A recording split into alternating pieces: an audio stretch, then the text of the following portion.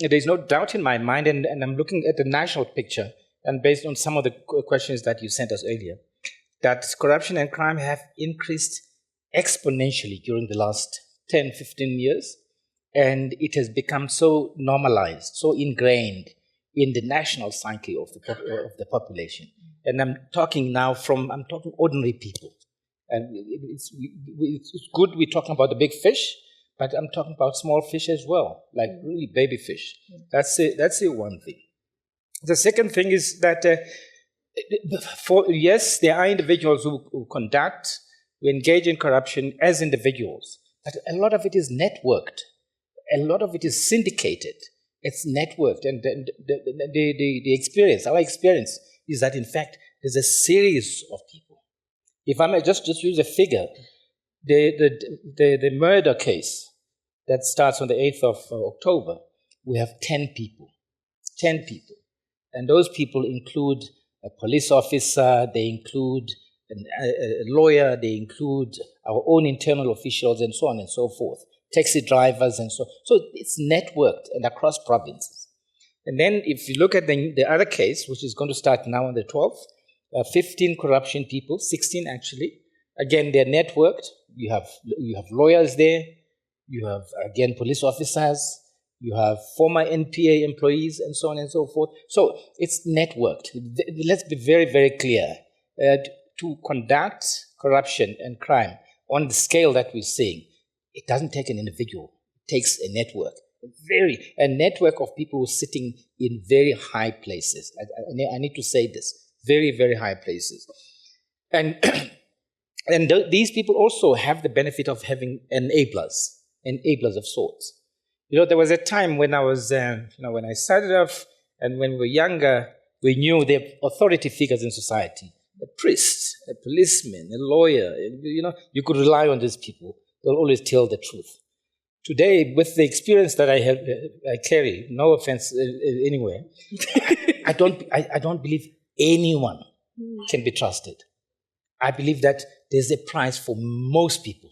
At that 10% this side, 10% that side, maybe it's actually more that are corruptible. Maybe more, maybe it's 30%. That's where we sit right now. I think the issue of Zondo has been raised. I think, though, that our expectations of Zondo and what Zondo can achieve for us were rather unrealistically high. Zondo is here. Zondo operates at the macro level. But the crime and the criminality and the syndicates operate under the radar. That's where they are.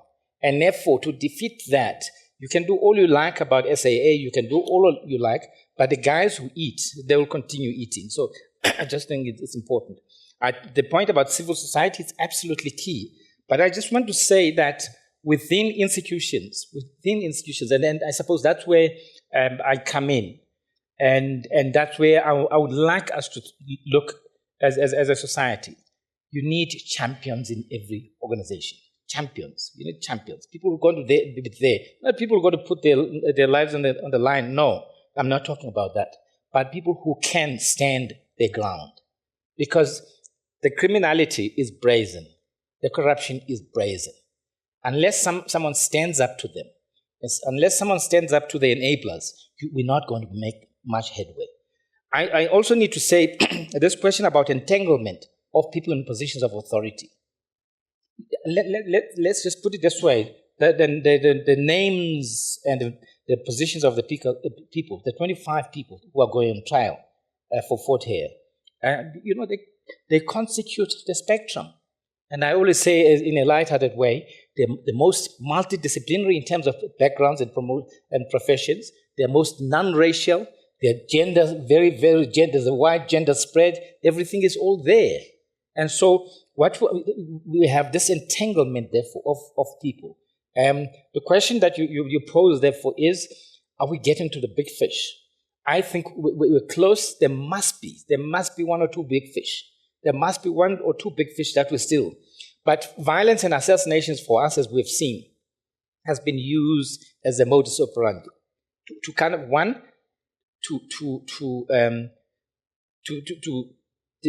discourage those who fight corruption, but also to create fear so that more corruption can be done. And one of the areas, for example, for us, is the area of security. Because, when a person gets shot, what's the first reaction you say? You say, protect. And the protect, it turns out that the money that we use goes to the same people who are perpetrating these things. I also just want to say one of the things, and very, very important, it's missing in some of these debates, especially because we operate at the macro level, civil society organizations and so on. At the individual level, the cost is enormous for anyone who's going to stand up to these people. It's huge. One, there's smear campaigns, there's character assassinations, there's fake news, something to wear you down, something to weaken you. I mean, as this morning, there's another article, says the Fort VC is trying to cry wolf. Where was he all of this? But I mean, this stuff started in 2002, 2004, that kind of thing. We, not crying wolf, we brought the SIU. We invited the SIU through an MOU. We asked the Minister Pando, to put the council under administration. We asked the SIU to get a proclamation from the president to investigate the university. So in a way, unlike any other institution, such as we're talking about today, we invited these things upon ourselves because we have the confidence. And in that way, I just need to say, as I conclude, we need to talk about good stories. It's very easy when we gather like this to kind of rubbish the law enforcement officers and so on. Remember my earlier statement about who you can trust. But I also think that they are shining examples. They are shining examples. The fact that we cracked the murder cases, 2 of our officials, we cracked them. 10 people are behind bars, and many of them will be inside for a long time. The fact that we cracked the corruption cases, there may still be more outside, but the fact that we did that is because, one, they're very good people. And I've always said this in public, thanks to the SIU and their leadership, and thanks to some police officers who were appointed by the minister through the president, and thanks to other people that I'm not going to talk about just now. But we need to share these stories. We need to share these good stories. How you can actually use the limited spaces, limited resources to combat. Just one final point. If your organization, if you're going to do it internally, there's serious reputational issues that you face, right? Personal, first of all. Personal. Okay, the smears and all of this. Every 2 days now, there's a smear. I've come to accept it's part of my life, right? That's that.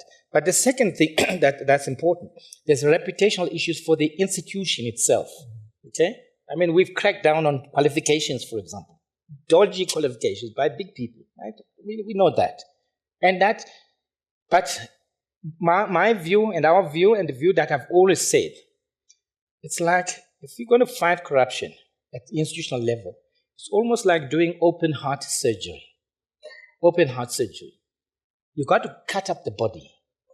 Go to the heart, cut up the heart, and see what's wrong there.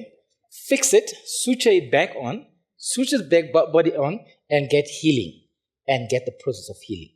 I just want to say one last thing, talking about healing. After the murder of the bodyguard in last year, the South African Council of Churches, together with Reverend Chikane, Reverend Verrain, and of course Bishop Mchingwa in the Eastern Cape, they organized a massive prayer service, which for us was a massive thing. It was a massive thing because all of a sudden we were not alone. We were part of this healing process, but open surgery it is. Thank you very much.